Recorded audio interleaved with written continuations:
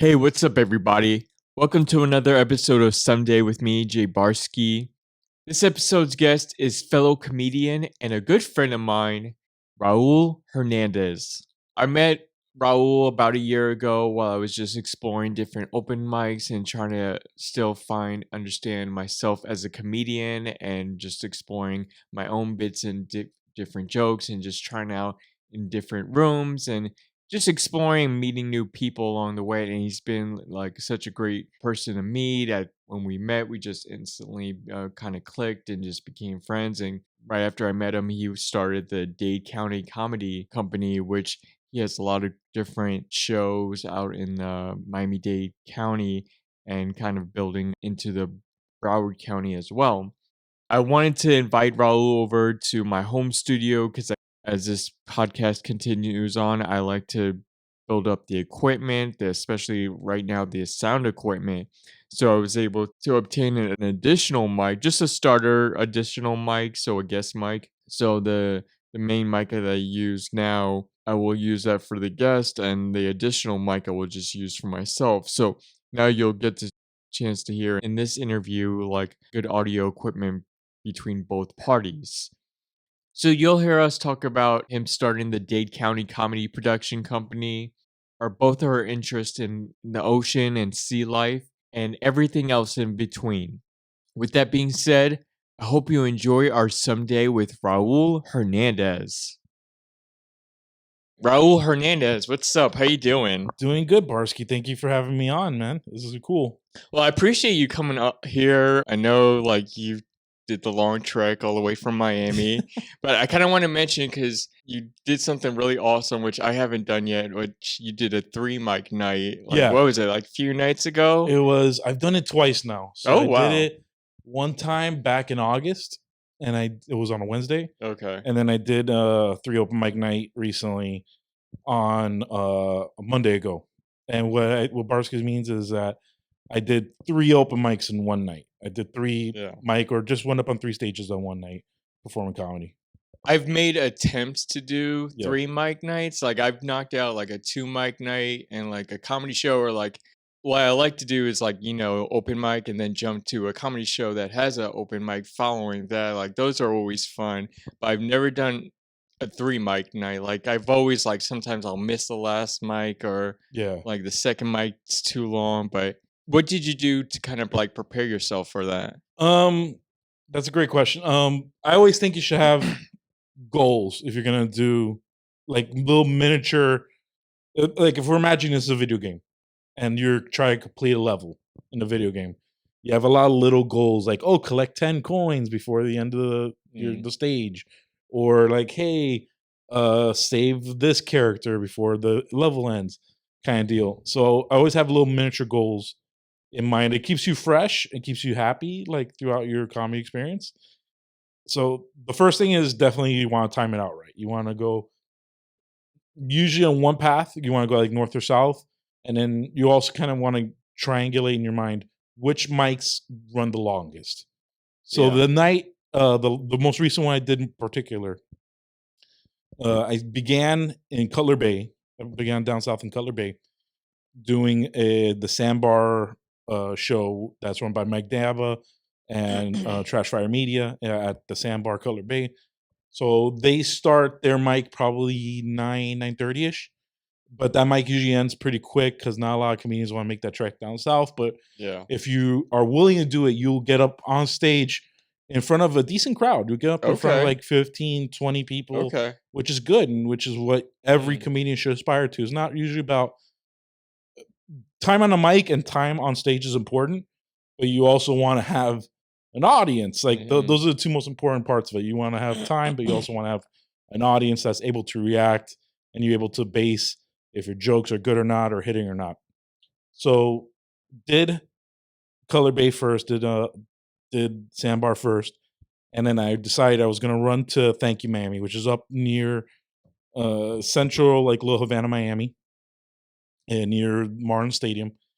That mic is kind of intermediate in the sense that it can go long because it's such a popular mic. There's very few really popular long list of mics. What I mean by long list, that a lot of people are going to show up and end up on the list.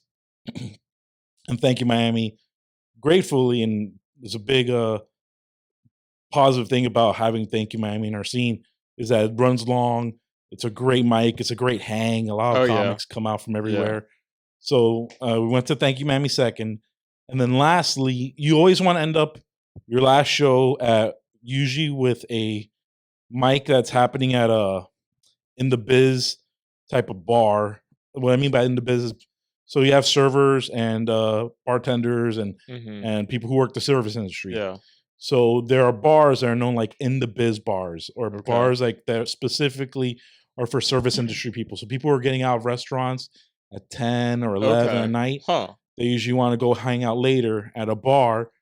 And thankfully, Miami has a few of them. And Mondays, one of those bars is Seven Seas near the Gables, near Coral Gables, which is run by Raul Colom. He's been doing it for a little bit. While some people might find it as an interesting room, I love it.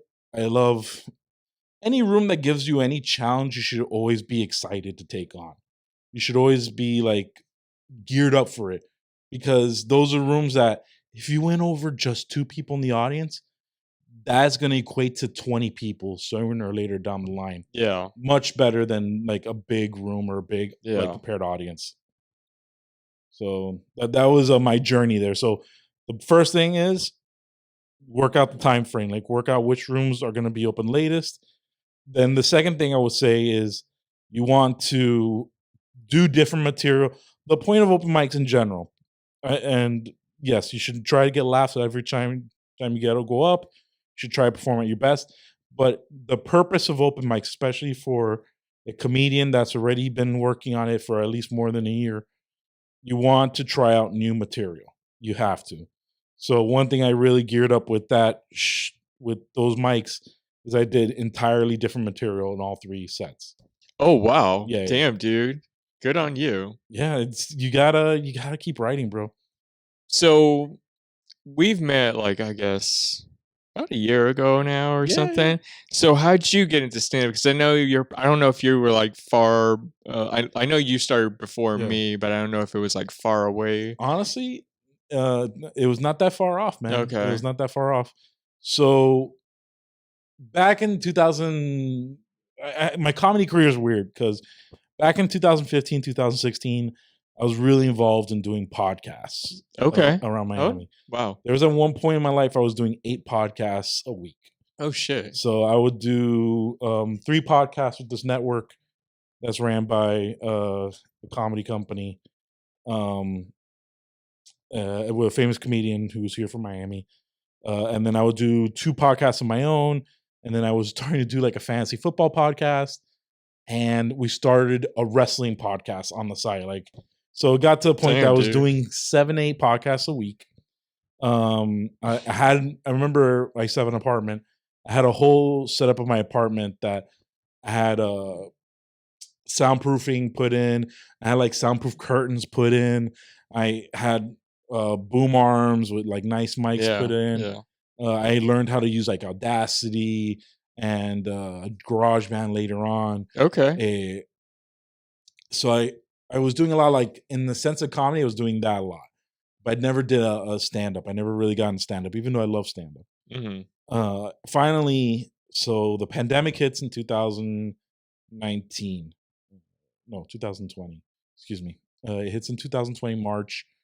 So March, April, May, everyone was freaking out. I remember there's statistics coming out from like major medical organizations like the WHO and stuff like that saying that like there was a possibility that this could be fatal to 30 to 40% of the world.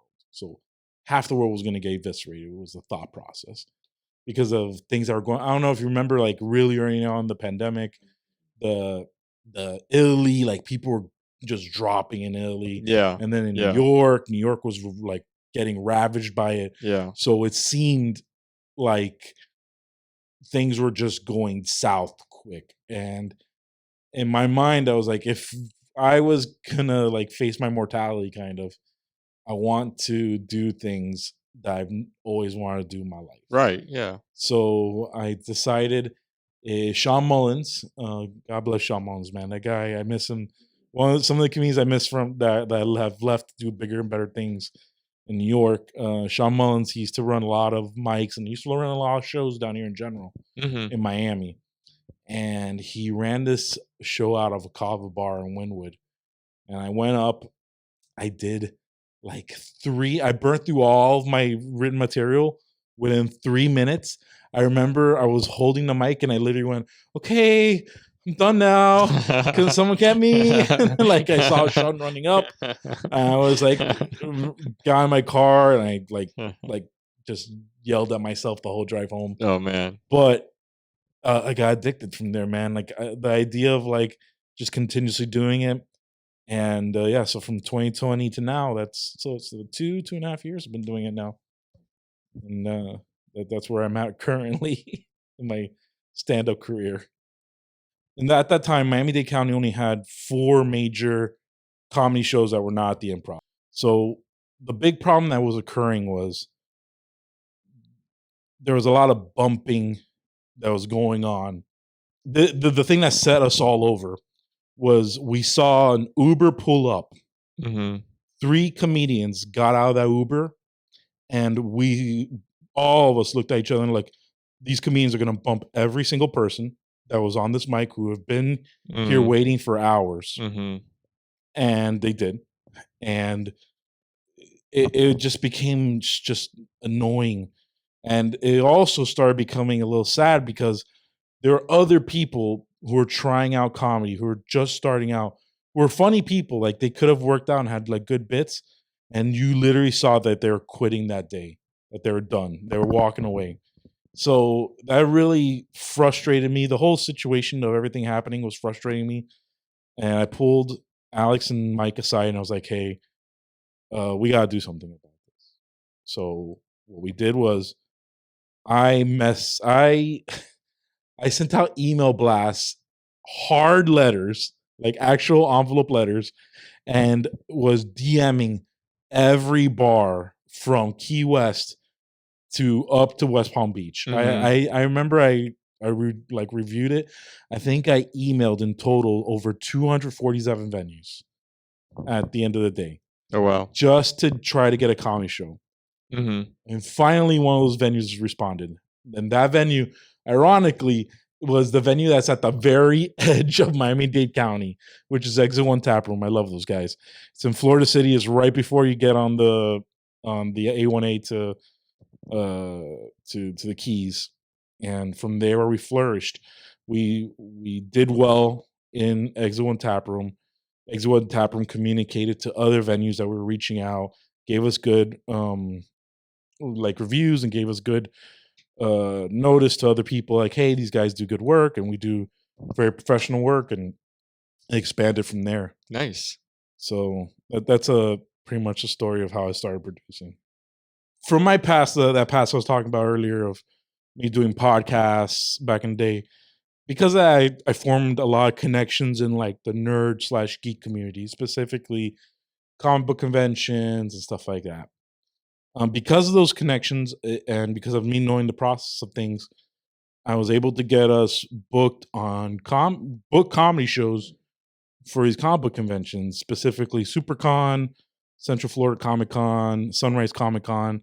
We're trying to get to more, so if there's anyone listening out there who ever wants us to do a Comic Con, please let us know. And I love those shows. I do have a lot of material just because I'm a nerd. I'm a huge nerd. I'm a huge dork. Like I watched this whole new series of Lord of the Rings. I was like fanboying over it. Okay. I'm a huge dork. I'm a huge dork. And I have a lot of material that's based in just nerddom and geek culture. Mm-hmm. And because of that, I was able to transfer it to the Comic Cons. The one thing I do like about the Comic Cons and the comic book conventions in general, one, that they're very welcoming. They're very open to us being there. Some of them have their own challenges. Like some of them we have to work clean material, meaning that we don't have material that's really that's open to all audiences that kids can listen to and stuff like that. So that's some of the challenges with Comic Cons. But some of the positives about Comic Cons is you get even bigger audiences there than you would get at a comedy club. So, for example, last SuperCon we did, we did a head count, and we had like over 350 people Oh, in a wow. conference room listening to all of us do our Wow. bits. And Nice. it's awesome, and it's very, you get a good camaraderie, you get a lot of followers come through, and people, even, people as sensitive as you may think that geeks and nerds and dorks like me are, they want to hear comedy, they want to Yeah. laugh, everyone wants to have a good Yeah. time, and it's just a beautiful experience, and it also gives like really experienced comics a chance to work out different material, clean material, material that involves like pop and geek culture. Like and I love it. I really do love it, and I appreciate every chance we get to do it. It's the one. It's those shows are actually the shows I get yelled at the most about. Like comedians like yelling me on my DMs or like emailing me or texting me like, "Hey, why am I not on the show yet?" I'm like, "I'm working on it, bro. You're on a list of like 50,000 people, so we're working on it." You talking about the into podcasting, and so I don't know if you're still currently working on Yeah. a podcast, but I saw like something called Weird Waters. So is Yeah. that something you're still working on? Yes, I am. I apologize for anyone who's been following it. I know I haven't posted in like a month and a half. It's just been, I mean, if you check my Instagram, for example, if you check my social media following, you know that I'm like just running around a lot lately. So it's really hard for me to settle down somewhere and like do a podcast. Not saying I'm appreciative I'm here. But yes, I have Weird Waters. The original concept of it was I love everything water. I was trying to make a podcast that was very personal to me, so I love everything about water. I used to believe when I was a kid that my family was like the ancestry of Atlantis. Like Hmm. I used to believe that wholeheartedly. Yeah. That my family came from Atlantis at one point. I used to really want to be a marine biologist. Like Jacques Cousteau was like my idol back in the day. Like I thought Yeah. that guy was the bravest, Yeah. coolest guy in the world. All snorkeling, scuba gear, like he invented that like that guy's a badass in that sense. So I was really into all that, and I wanted to talk about it and also talk about like not conspiracy stuff, but like I don't know, Atlantis, or talk about like the first episode I did was called about the bloop. The bloop is this sound in the 90s that the Navy and NOAA, no, the National Weather Organization, they record this sound that came off the Pacific coast, and they couldn't determine what it was. They feel like it may have been like tectonic plate movements, but a lot of people thought that it was a biological organism. And Okay. if it was an organism, it would have been like 4 times the size of a blue whale. Hmm. So like I like talking about stuff like the movie Cloverfield Okay. is based off that sound. Oh wow. Yeah. Okay. So that's something always interested me. I love so we've explored a good amount of the universe and outer space, but water, and specifically the ocean floor, we have only mapped out, and I use that term very definitively, mapped out 2% of the ocean floor. Mm-hmm. And when I mean mapped out, now this is the crazy part. That means that a GPS signal or a depth finder bounce was done. It was not mapped out visually. It Mm-hmm. was mapped out with a computer. Hmm. So that means technically of the ocean floor that humanity's actually seen is probably like 1%. Yeah. Yeah. So that's something that's always really cool. There's a lot of mystery in the ocean. I'm also going to kind of open it up more, make it more free form because we work with comedians. I would like to get comedians on the podcast. Tarno wants to do like a Tarno show. So I kind of going to use it for like a collective purpose later on. Tarno show. I like Tarno, man. Tarno's I'll be a big fan of the Tarno show. The Tarno show is coming. I promise you guys. We're working on it. I did my undergrad in anthropology, and one thing that got me interested in doing that was archaeology. And I actually wanted to do what was called fantastic archaeology, which was focusing on things like Atlantis and Yeah. like oceanography and like things in the water and stuff like. Because I was interested Yeah. in doing that because I thought like honestly I thought I was going to be the Indiana Jones of like ocean stuff. That's cool, bro. That's an awesome idea. You know who's the person that's gone the deepest in water? Who? James Cameron. Oh wow. Yeah. Oh wow. James Cameron, he got really fascinated with underwater exploration because of Titanic. So after Titanic, it took a while for him to make the next movie, which was Avatar. Right. So people were wondering, like, what the hell? Why is he taking so long? The reason why is he made a bunch of documentaries and he did a lot of like funding into undersea research. Oh wow. And yeah, so Jacques Cousteau used to have the record, and then James Cameron blew him out of the water pretty much. And he did like a real big deep dive, and he has the record of being like in a submersible, in like a submarine, the deepest in water that any person's ever been.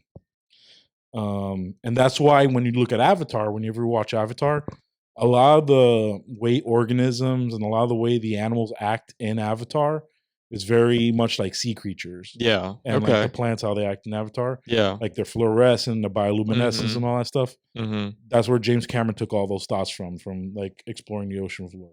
Okay. I go to the beach a lot, and I do like my joke writing at Yeah. the beach. I was at the beach this morning just doing a walk, and I hear bits sometimes. Like I just think to myself, think of some like funny stuff that I giggle like by myself, just and I'm like, oh man, let me text it to myself. And I always say it's like the ocean, like the wind is like giving me like ideas and stuff. Like Yeah. if I can't think of anything at home, like I go to the beach and like that's where I get ideas. Besides like going out to shows and stuff, obviously you get, but I do a lot of like reflection on like experience on like an open mic or a show that I went to, and sometimes I'll Yeah. do like multiple stuff and just reflect on my experience and just like how to like better develop my artwork or Yeah. like podcasting or stuff like that. Do you paint?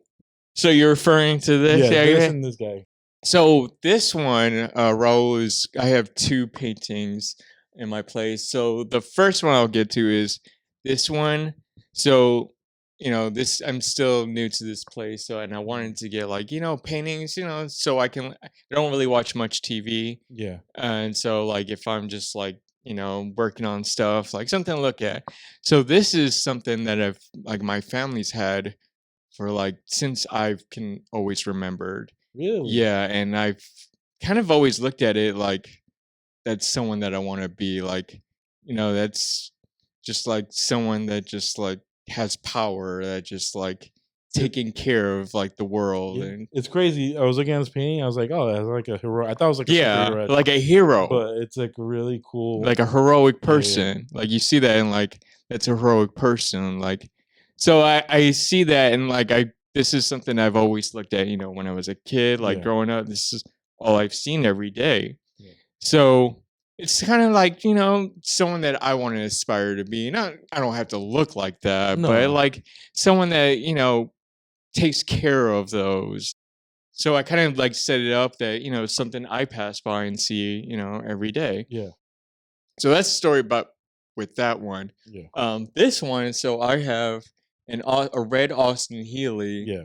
So this is a luxury car. I'm not really into like cars or luxury cars, and like I have a Prius, and it's great on like I can travel and stuff.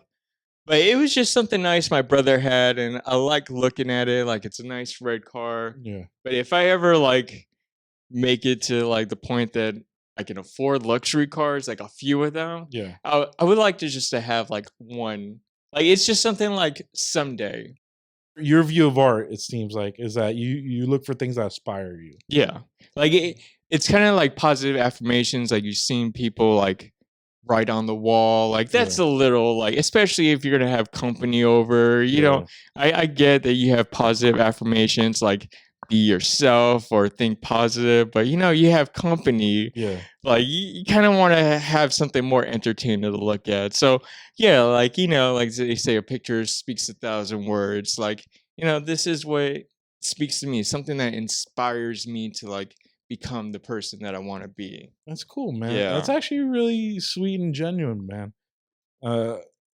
Always wonder about art like that. It's always hard to figure out. Like they always say, like the price of art's in the eye of the beholder and stuff like that. That's how they gauge like art price. Yeah, I'm not really big on like big like Yeah, yeah, big loud cars and yeah. stuff. I kind of wanted like a car that just fits like how I am, like nothing too small, but just convenient, but like still is good on gas, can still last long, gets me from point A to B, and like I mean, it's great when I can do like multiple mics and like if I Yeah, can yeah. head down to Miami and stuff No, of like course. that. But like something like this, like it's Austin Healy, like something locally, maybe just Yeah. like drive to the Enjoy beach, the beach, yeah, yeah, have downtown. company, you know, You wanna like a know, something funny? You're talking about, electric cars and stuff like that. So, Dodge is trying to come out with an electric Charger, like electric muscle car, okay. and, they're worried that guys who are, like, into big muscle cars or big engine cars, they weren't gonna like it. So, they put in this is so hilarious to me. They put in this sound effect that when you rev up the Charger, it makes, like, a fake, like, rev up noise so that they feel, Yeah, like, still masculine. I don't know, yeah. it's funny to me. Like, why would you do that? I've heard like something similar, like I don't know if they're still doing it, but like an electronic or electric, motorcycle and stuff like Yeah. that. And like, and people that like do, have motorcycles really like it because like they can rev it up and it makes a loud, like Yeah, yeah, tough yeah. sound. But if you do an electric, motorcycle, it doesn't make like, like a Prius, like it Yeah, yeah. doesn't have a sound like that. And that's gonna like, I think that turned off a lot of people that wanted a motorcycle just because they wanted that They sound to wanted the like they wanted sound, they that wanted the tough feel. great. It's just funny. I always thought that was hilarious. Oh, I man. was like, wow, just because like it does so great for gas and Yeah, stuff yeah. like that. It's great for the environment, but just because it doesn't make that tough sound, No, of course. Hilarious.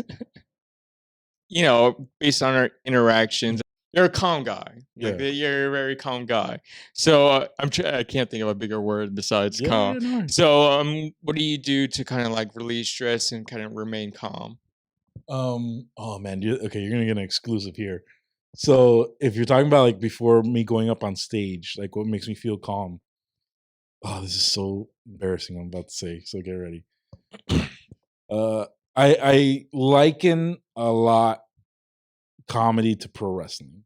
I know that sounds Okay, weird, no, I but can see that, man. I can see I that. liken it a lot to pro wrestling. So, something I do, no one knows I do this because I just hum it in my head. Before I ever go up on stage, you'll probably see me do it. I'll be like kind of dancing or like just chilling on the side of the stage before I go up. Uh huh. And what I'm doing is I'm humming a theme song of a famous wrestler that I love in my head before I go up on stage. So I get like Okay. that feeling of like Yeah, going yeah, in from the yeah, yeah. entrance. Oh my god, it's so dark. I just said that. Or who's the wrestler? Oh man, it's a variation. I change it. I change. Okay. So sometimes it'll be John Cena. Sometimes it'll be The Rock. Sometimes when I feel like I'm really like not angry, but if I'm aggressive, I'm feeling aggressive. I do Stone Cold. Okay. My favorite my favorite theme song lately, the one I use the most. It's not even a famous wrestler or a famous wrestling group. So WWE has like an offshoot like farm brand, meaning that they grow wrestlers, like they train wrestlers to become better and better and better to make it to like the main show. It's kind of like their open mic system. It's called NXT, and in NXT there used to be this group called uh, the Undisputed Era.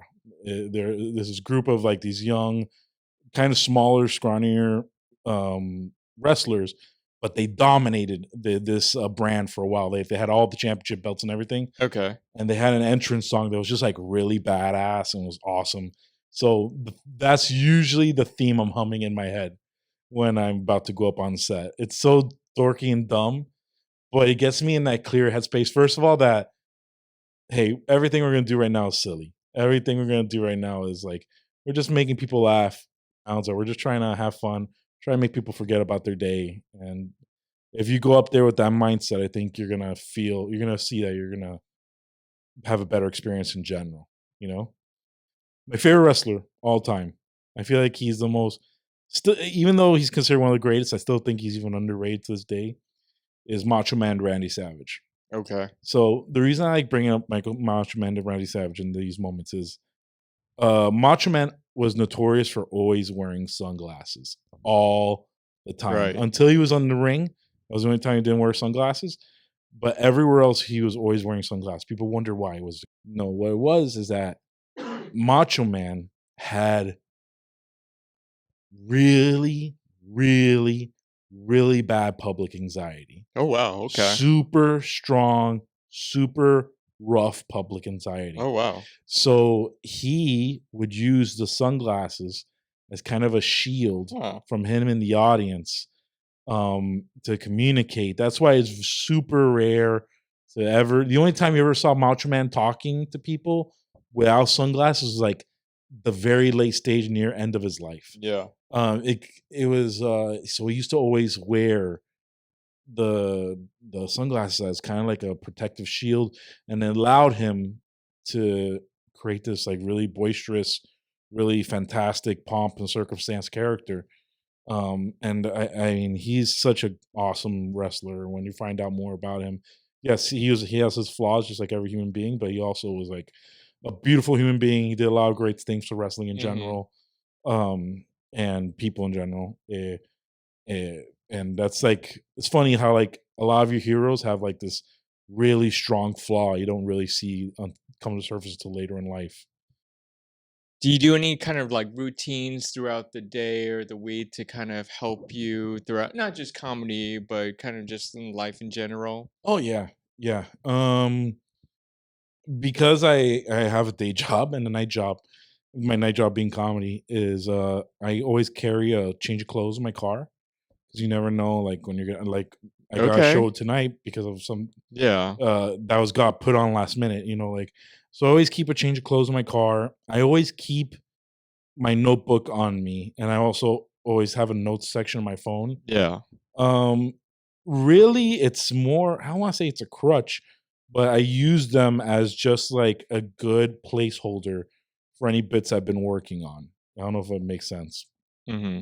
But I always keep them around because, man, I could tell you, and this sounds cliche as hell, but I've been in the shower, in the middle of the shower, thinking about an amazing bit, and then I grab my phone and I'm starting to type on Mm. in the shower a bit. Okay. Or I did a bit a while ago that I came up with driving home from work, and it was because I passed by a place with a horrible business name, and then from there I started writing, and so I always keep something.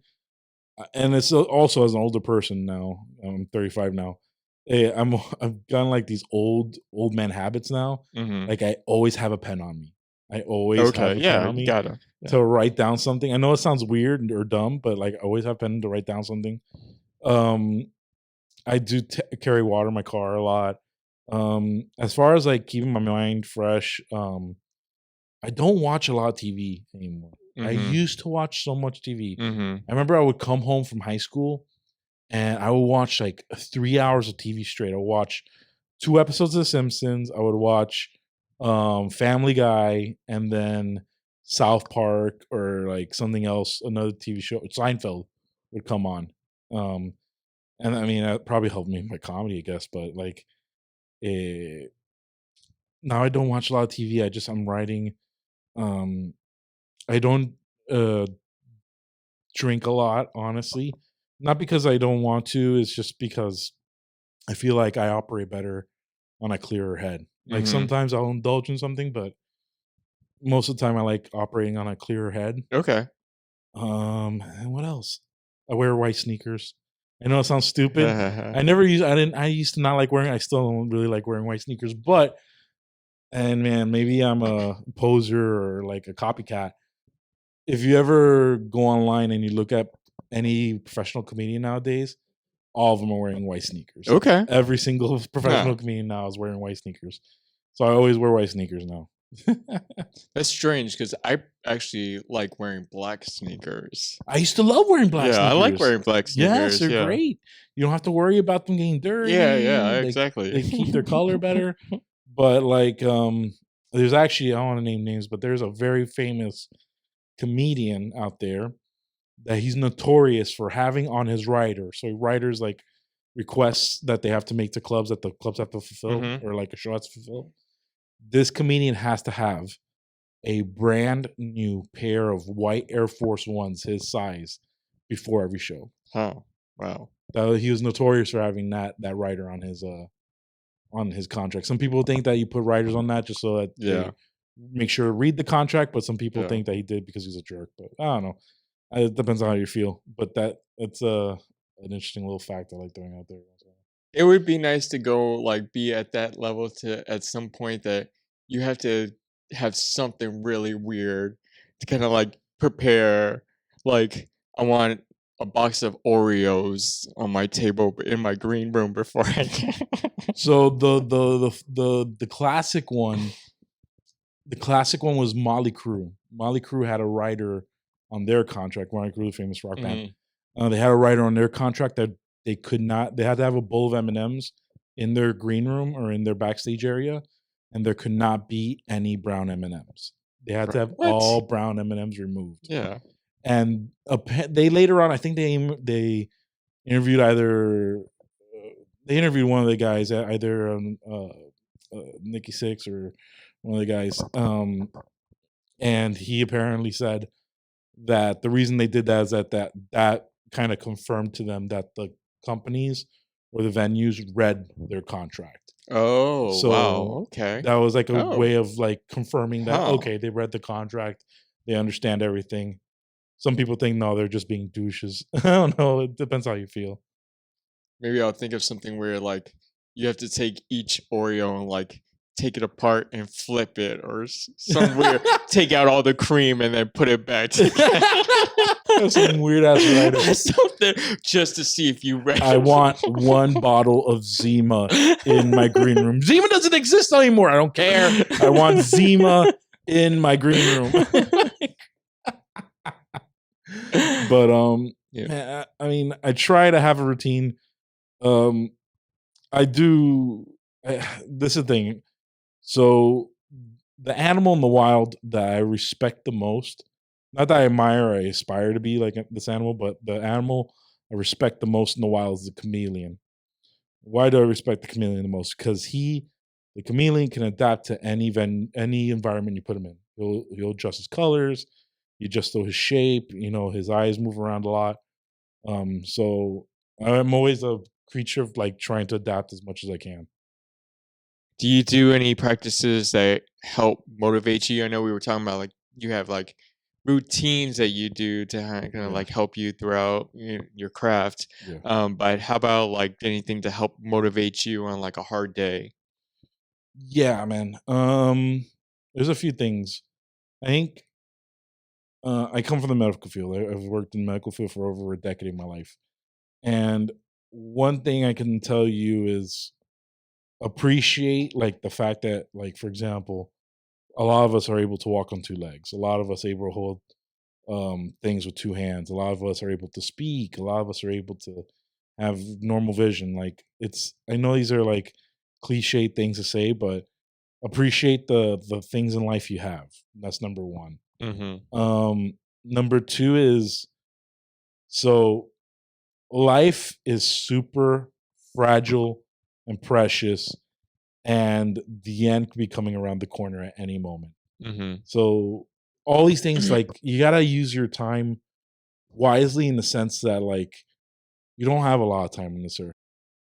So, are you working on anything for our listeners should watch out for? Yeah, we're gonna be coming up with new shows soon. Please stay put and follow us on Dade County Comedy on all social media. You can also go to our webpage, dadecountycomedy.com. We have our shows posted there. Again, I promise Weird Waters episodes are gonna be coming out soon. Follow Alex Tarno, of course, he's my compatriot Yeah. and all this stuff at Tarno Time. He's a awesome guy. I'm so proud of him. Like, he's done so Yeah. much this year that people, I don't think, have a full like comprehension of it yet. But like, man, he's had a hell of a year for himself this year.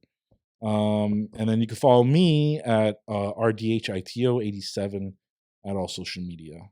And I mean, that's pretty much it. I'm always gonna be on shows, and I'm trying to just do good out there in the comedy world. No, you're doing great, Oh, dude. thank you, Yeah, bro. you're killing it. You're coming. I like that you're coming like beyond Miami Dade. Like you're going to Broward, and Yeah, man. hopefully like The world is your oyster, dude. Hopefully it's all of ours. So do you have any final words you want to share with our listeners to help motivate them in pursuing their someday? Yeah, man. Just you got to start with small tasks. Like try to complete small goals. Like there's this classic motivational goal. I think like a Marine came up with it or something. To make your bed every morning. It's like a little small task for yourself to do every morning. Make your bed. Mm-hmm. It's a common goal. And then once you do that, it's like you've already completed one small goal a day, and just try to stack victories for yourself, and celebrate. I think something that we don't do enough in this world is we don't celebrate our victories. We don't celebrate the little successes we have. I think that sometimes that we've gone to this culture like, okay, yeah, you did that. Okay, but the next day's coming. So celebrate now. Have a Mm-hmm. wonderful time and enjoy these moments and enjoy these victories. Enjoy like all these small little things that happen good in your life. Um, not saying again within reason, but that's one little thing I would say. And then chase chase your dreams. I do believe in that. Again, also within reason. Um, and it'll always guide you to the right spot. I have this feeling. I'm not spiritual. I'm a spiritual person. I'm not like purely religious, but like I do feel like there is a pathway for everybody. Not saying a destiny, but like we all have a little pathway. I Yeah. think all it takes is just having the grind and having the being relentless and being oh my god, professional and relentless are two words I've been using a lot lately. Like you take up be a yes man for yourself. Be like any opportunity, even if it scares the crap out of you, even if you don't like it, even if you're tired, just say yes. Say yes, say yes, say yes, say yes, say yes, and do it. And then in the end, even if you regret it, you said, "Hey, I did it. I know what it feels like. I don't need to do it again." Great. All right. Well, appreciate you sharing all of that, Raul. But thank you so much for joining on this episode. And I think we're gonna, I'll have you again, man. Oh, I You're appreciate it, bro. a recurring guest. We'll Thank do you. that. But thank you so much. Thank you, bro. All right. Thanks for listening to our episode with Raul Hernandez. Follow him on all his socials, which you may find in the episode notes, along with the information given about the Dade County Comedy. I hope you enjoy your episode. Please rate and comment on the podcast to help make it grow. If you wish to follow me, all my socials are at I am Barsky. Thanks for listening, and I'll see you soon.